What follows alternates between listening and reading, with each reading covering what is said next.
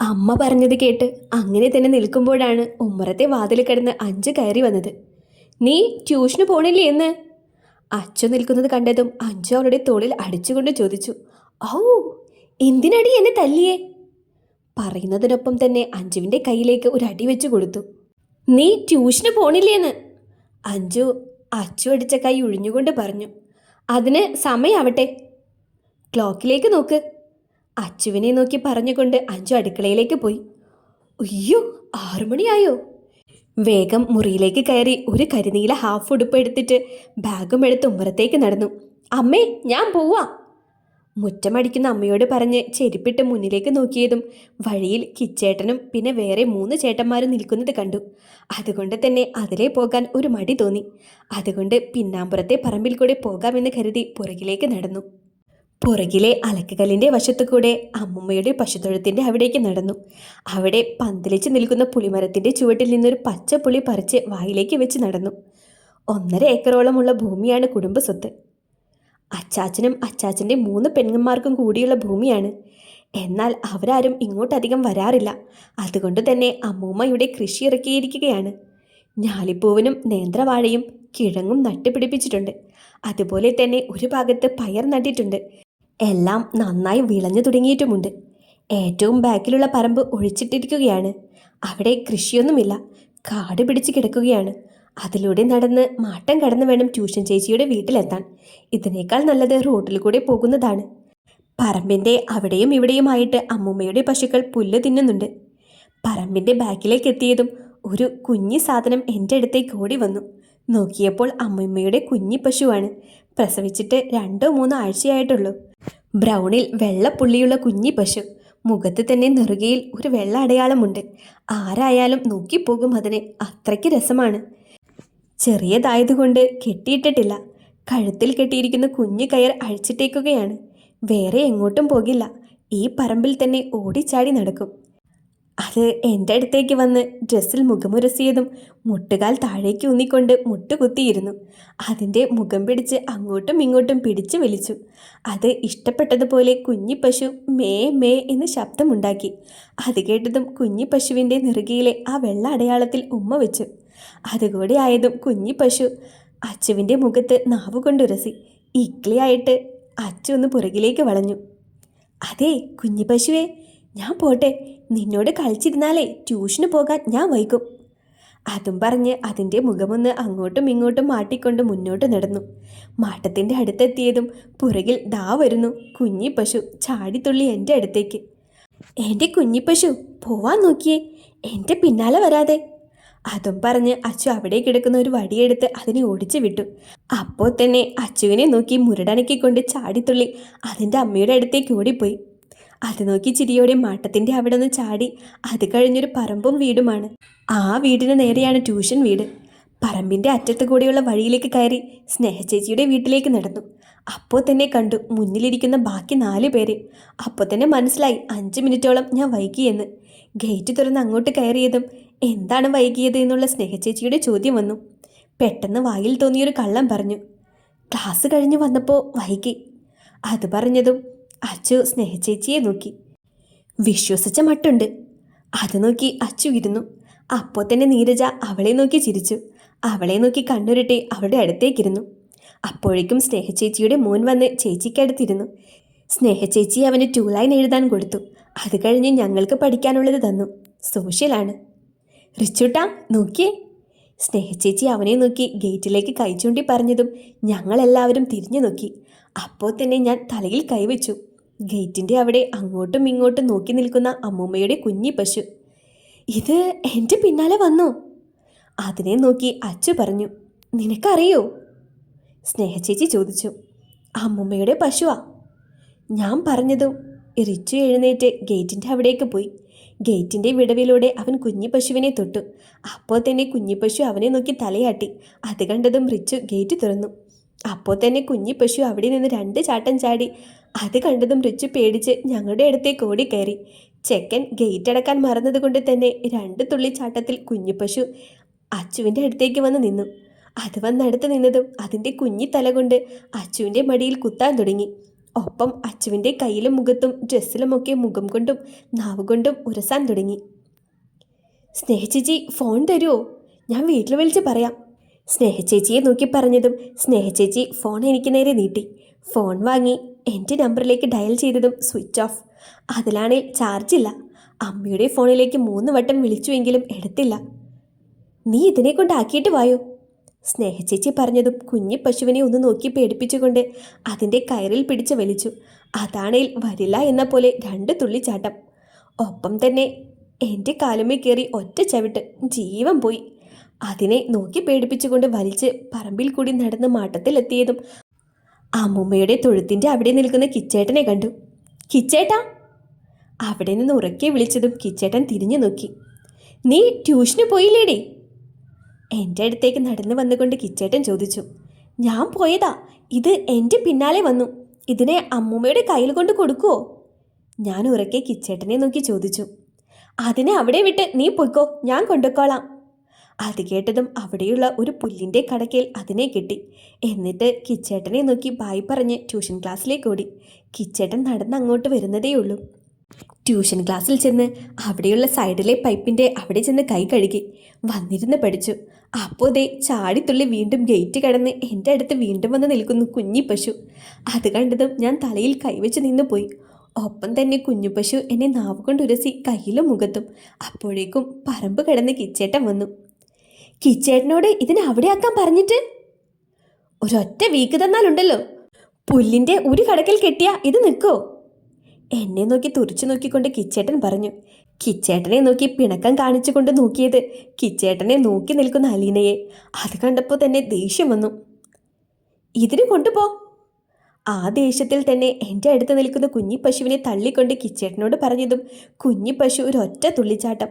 ഒപ്പം തന്നെ കിച്ചേട്ടൻ്റെ കാലിൽ അതൊരു ചവിട്ടും കൊടുത്തു. ഭണ്ഡാരം! അതും പറഞ്ഞ് കിച്ചേട്ടൻ കാലൊഴിഞ്ഞു. അത് കണ്ടതും ഞങ്ങൾ എല്ലാവരും ചിരിക്കാൻ തുടങ്ങി. കിച്ചേട്ടൻ അതിനെ വലിച്ചു കൊണ്ട് പോകാൻ നോക്കുന്നുണ്ടെങ്കിലും കുഞ്ഞി പശു പോകാതെ എൻ്റെ അടുത്തേക്ക് നീങ്ങി നിന്നു. ഇതിനെ എടുത്തോണ്ട് പോക്കോ, അല്ലാതെ വരില്ല, അച്ചു പറഞ്ഞു. ഇതിനെ എടുക്കാനോ? ഇത് കുഞ്ഞല്ലേ, കനമൊന്നും ഉണ്ടാവില്ല, ഞാൻ പറഞ്ഞതും എന്നെ നോക്കി പേടിപ്പിച്ചുകൊണ്ട് കിച്ചേട്ടൻ അതിനെ കൈകളിൽ കോരിയെടുത്തുകൊണ്ട് മുന്നോട്ട് നടന്നു.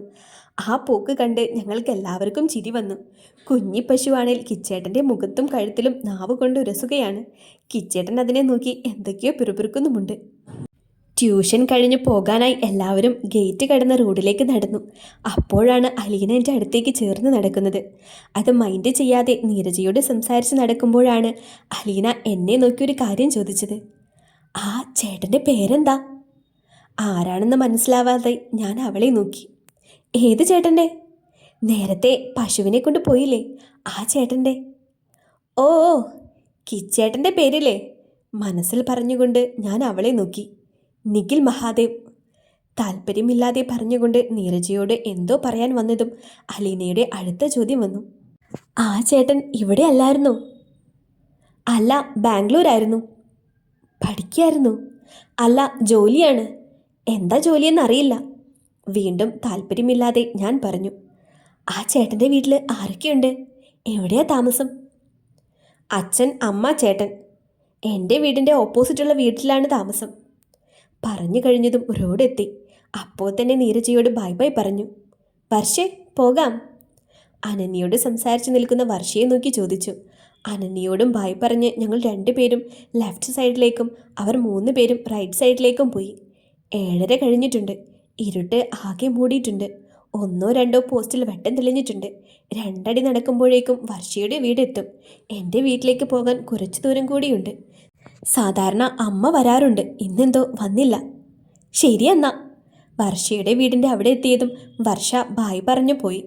മുന്നോട്ട് നോക്കിയതും എനിക്കെന്തോ പേടിയാവാൻ തുടങ്ങി. ഇരുട്ടാണ് മുഴുവൻ. പോസ്റ്റ് മേലെ ചെറിയ തോതിൽ വെളിച്ചം റോഡിൽ പതിയുന്നുണ്ട്.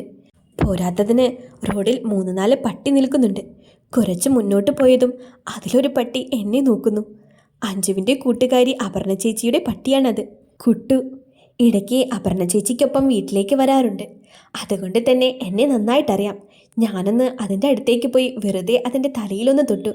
അപ്പോൾ തന്നെ അത് കുരച്ച് എൻ്റെ ഡ്രസ്സിൽ പിടിച്ച് ഒരു ഒറ്റ വലി. ഡ്രസ്സിൻ്റെ പകുതി അതിൻ്റെ വായിലെത്തി. വീണ്ടും അത് കുരച്ച് അടുത്തേക്ക് വീണ്ടും വന്നതും ഞാൻ പേടിച്ച് ചുറ്റും നോക്കി. ചുറ്റും അറിയുന്ന ഒരു മനുഷ്യ കുഞ്ഞു പോലുമില്ല. അപ്പോഴാണ് ഒരു ബുള്ളറ്റിൻ്റെ ശബ്ദം കേട്ടത്. ആരാണെന്നറിയാത്തത് കൊണ്ട് തിരിഞ്ഞു നോക്കാനും പോയില്ല. മുന്നോട്ട് പോകാമെന്ന് വെച്ചാൽ കുട്ടുവിൻ്റെ കൂടെയുള്ള മറ്റ് 2 പട്ടികൾ നിൽക്കുന്നു. ദേവി, പെട്ടല്ലോ മനസ്സിൽ പറഞ്ഞുകൊണ്ട് പട്ടിയെ നോക്കി. നീ വീട്ടിലേക്ക് പോയില്ലേ? ബൈക്ക് നിർത്തിക്കൊണ്ട് എന്നോട് ചോദിക്കുന്ന ആളെ കണ്ടതും ആശ്വാസമായി. അത് എൻ്റെ ഫ്രണ്ടിൻ്റെ പട്ടിയാ, കണ്ടപ്പോൾ വെറുതെ നിന്നതാ. പേടിച്ചെന്ന് അറിയിക്കാതിരിക്കാൻ ചിരിച്ചുകൊണ്ട് പറഞ്ഞു. ഓ, ഫ്രണ്ടിൻ്റെ പട്ടിയുമായി സൗഹൃദ സംഭാഷണം നടത്തിയതിൻ്റെ ആഫ്റ്റർ ഇഫക്റ്റ് ആണോ നിന്റെ ഡ്രസ്സിൻ്റെ പകുതി അതിൻ്റെ വായിലിരിക്കുന്നത്? എന്നെ നോക്കി പുരികം വളച്ചുകൊണ്ട് എൻ്റെ ഡ്രസ്സിലേക്കും പട്ടിയുടെ വായിലേക്കും നോക്കിയതും കിച്ചേട്ടൻ പറഞ്ഞ് ആളെ നോക്കി വെറുതെ ഒന്ന് ചിരിച്ചു കാണിച്ചു. അത് എന്നോട് ഭയങ്കര സ്നേഹമാണ് അതിന്. അതിനെ നോക്കി പേടിപ്പിച്ചുകൊണ്ട് കിച്ചേട്ടനോട് പറഞ്ഞതും അത് ഒരൊറ്റ കുരയ്ക്കൽ. എന്നാ മോള് പട്ടിയുമായി സൗഹൃദ സംഭാഷണം നടത്തൂട്ടോ, ഞാൻ പോട്ടെ. അതും പറഞ്ഞ് കിച്ചേട്ടൻ ബൈക്ക് സ്റ്റാർട്ട് ചെയ്തു. അപ്പോൾ തന്നെ ആളുടെ കൈത്തണ്ടയിൽ പിടിച്ചു നിർത്തി. അത് കണ്ടതും കിച്ചേട്ടൻ എന്നെ നോക്കി എന്തെന്ന് പുരികമുയർത്തി. ഞാനും കൂടെ വന്നോട്ടെ? കയറ് കയറ്. എൻ്റെ തലയിൽ ഒരു കൊട്ട് തന്നുകൊണ്ട് കിച്ചേട്ടൻ ചിരിയോടെ പറഞ്ഞു. പിന്നെ ഒന്നും നോക്കിയില്ല, വേഗം ബൈക്കിൻ്റെ ബാക്കിലേക്ക് കയറി ആളെ പിടിച്ചിരുന്നു. വീടിൻ്റെ വഴിയിലേക്ക് കടന്നപ്പോൾ തന്നെ കണ്ടു ഉമ്മറത്തിരിക്കുന്ന അച്ഛനെയും അമ്മയെയും അഞ്ജുവിനെയും. കിച്ചേട്ടൻ ബൈക്ക് എൻ്റെ വീടിൻ്റെ മുറ്റത്തേക്ക് കയറ്റിക്കൊണ്ട് നിർത്തി. ഇവളെ എവിടുന്ന് കിട്ടിയടാ മോനെ? അച്ഛൻ ചോദിച്ചു. അതോ, റോഡിലൊരു പട്ടിയുമായി സൗഹൃദ സംഭാഷണം നടത്തുകയായിരുന്നു, അങ്ങനെ കിട്ടിയതാ. കിച്ചേട്ടൻ എന്നെ നോക്കി കളിയാക്കിക്കൊണ്ട് പറഞ്ഞു. അപർണ ചേച്ചിയുടെ പട്ടിയാ? അമ്മയെ നോക്കി കെറുകോടെ ഞാൻ പറഞ്ഞു. അതെ, അതിൻ്റെ സ്നേഹമാണ് ഈ ഡ്രസ്സ് ഇങ്ങനെ ഇരിക്കുന്നത്. വീണ്ടും എന്നെ കളിയാക്കിക്കൊണ്ട് കിച്ചേട്ടൻ പറഞ്ഞു. അത് കണ്ടതും എല്ലാവരും എൻ്റെ ഡ്രസ്സിലേക്ക് നോക്കി. നിന്നെ അത് കടിച്ചോടി? എന്നെയൊന്നും കടിച്ചിട്ടില്ല. അതും പറഞ്ഞ് അകത്തേക്ക് നടന്നതും പിന്നിൽ നിന്ന് കിച്ചേട്ടൻ വക ഒരു പറച്ചൽ. ഫ്രഷായിട്ട് മാത്സ് ബുക്ക് എടുത്ത് അങ്ങോട്ട് വായോ. തിരിഞ്ഞു നോക്കിയപ്പോൾ കള്ളച്ചിരിയോടെ ദേ നിൽക്കുന്നു. ഞാൻ പറഞ്ഞു വിട്ടോളാം കിച്ചുവേ. അമ്മ കിച്ചേട്ടനോട് പറഞ്ഞതും അമ്മയെ നോക്കി പേടിപ്പിച്ചുകൊണ്ട് അകത്തേക്ക് പോയി. കിച്ചേട്ടൻ വീട്ടിലേക്ക് കയറി പോകുന്നത് കണ്ടു. മുറിയിൽ കയറി ഇട്ടിരിക്കുന്ന ഉടുപ്പ് മാറ്റി. എന്തായാലും കുളിക്കണം. ആ കുഞ്ഞിപ്പശു മുഖത്തും ദേഹത്തുമൊക്കെ നക്കി വെച്ചേക്കുവാണ്. പോയി കുളിച്ച് വന്നതും ഒരു ബ്ലൂ ഹാഫ് പാവാടയും പിങ്ക് ലൂസ് ബനിയനും ഇട്ട് പുറത്തേക്കിറങ്ങിയതും ഡി പുസ്തകവും എടുത്തോണ്ട് അങ്ങോട്ട് ചെല്ല്. TV കണ്ടിരുന്ന അമ്മ എന്നെ കണ്ടതും പറഞ്ഞു. എൻ്റെ പൊന്നമ്മേ, 24 മണിക്കൂറും പഠിക്കാൻ പറ്റുമോ? അമ്മയെ തുറിച്ചു നോക്കിക്കൊണ്ട് ഞാൻ ചോദിച്ചു. അപ്പോൾ തന്നെ അമ്മ എന്നെ തുറിപ്പിച്ചു നോക്കി. വേഗം മുറിയിലേക്ക് കയറി മാത്സ് നോട്ടും ടെക്സ്റ്റും റഫ് ബുക്കും ക്യാമൽ ബോക്സും പൗച്ചും എടുത്ത് കയ്യിൽ പിടിച്ചുകൊണ്ട് അങ്ങോട്ടൊരൊറ്റ ഓട്ടം കൊടുത്തു. ചെന്ന് നിന്നത് അപ്പച്ചിയുടെ വീടിൻ്റെ മുന്നിൽ ആരെയും കാണാതെ വന്നതും നേരെ അകത്തേക്ക് നടന്നു. ദോ അവിടെ ഫോണും നോക്കിയിരിക്കുന്നു കണ്ണേട്ടൻ. 24 മണിക്കൂറും ഫോണിലാണല്ലോ. കണ്ണേട്ടൻ്റെ അടുത്തേക്ക് ചെന്നുകൊണ്ട് ഞാൻ പറഞ്ഞു. എനിക്കിതല്ലാതെ എന്തോന്ന് പണി? എന്തോന്നാ കാര്യമായി അതിലിങ്ങനെ നോക്കണേ? കണ്ണേട്ടൻ്റെ ഫോണിലേക്ക് എത്തി നോക്കിക്കൊണ്ട് ഞാൻ ചോദിച്ചു. അപ്പോൾ തന്നെ കണ്ണേട്ടൻ ഫോൺ എനിക്ക് നേരെ തിരിച്ചു. അയ്യേ, ലുഡോ കളിക്കായിരുന്നു. എന്തേടി നിനക്കൊരു പുച്ഛം? ഞാനേ ബാച്ചിലറാണ്. കോൾ ചെയ്യാനും മെസ്സേജ് അയക്കാനും ചിലരെ പോലെ എനിക്കാരുമില്ല. കണ്ണൻ കൈമലർത്തിക്കൊണ്ട് ആരോടെന്നില്ലാതെ പറഞ്ഞു. അതിനാരാ ഇവിടെ ചാറ്റും കോളും ഒക്കെ ചെയ്യണേ? അച്ചു കണ്ണനെ നോക്കി ചോദിച്ചു. ഉയ്യോ, ഞാനൊന്നും പറഞ്ഞില്ലേ. നീ എന്താ പുസ്തകമൊക്കെ ആയിട്ട്? നിന്നെ വീട്ടിൽ നിന്ന് പുറത്താക്കിയാ? അച്ചുവിൻ്റെ കയ്യിലെ പുസ്തകം നോക്കിക്കൊണ്ട് കണ്ണൻ ചോദിച്ചു. അത് കിച്ചേട്ടൻ എനിക്ക് മാത്സ് ട്യൂഷൻ എടുത്തു തരാമെന്ന് പറഞ്ഞു അമ്മയോട്. അച്ചു അത് പറഞ്ഞതും കണ്ണൻ്റെ കയ്യിൽ നിന്ന് ഫോൺ സ്ലിപ്പായി. ട്യൂഷനോ? നിനക്കോ? അതും അവനോ? അതെ, തെണ്ടി അവസരം മുതലെടുക്കാണ്. കണ്ണൻ പതിയെ പറഞ്ഞു. എന്താ കണ്ണേട്ടാ? കണ്ണൻ പറഞ്ഞത് മനസ്സിലാവാതെ അച്ചു ചോദിച്ചു. ഏയ് ഒന്നുമില്ല, മോള് ചെല്ല്, അവൻ മുറിയിലുണ്ട്. കണ്ണൻ അത് പറഞ്ഞതും അച്ചു കിച്ചുവിൻ്റെ മുറിയിലേക്ക് നടന്നു. നന്നായി പഠിക്കണേ മോളെ. അവൾ പോകുന്നത് നോക്കി കണ്ണൻ ഉറക്കെ പറഞ്ഞു. അത് കേട്ടതും അച്ചു തലയാട്ടി ചിരിച്ചുകൊണ്ട് കിച്ചുവിൻ്റെ മുറിയിലേക്ക് കയറി. കാവടി തുള്ളിയാ പോണേ. എന്താവോ എന്തോ, എൻ്റെ അനിയനായോണ്ട് എനിക്ക് ഒട്ടും വിശ്വാസമല്ലേ ഹേ. കണ്ണൻ മനസ്സിൽ പറഞ്ഞുകൊണ്ട് അമ്മയുടെ അടുത്തേക്ക് ഓടി. കിച്ചുവിൻ്റെ മുറിയിലേക്ക് പോയ അച്ചുവിൻ്റെ ചുണ്ടിലൊരു കള്ളച്ചിരി വിരിഞ്ഞിട്ടുണ്ടായിരുന്നു.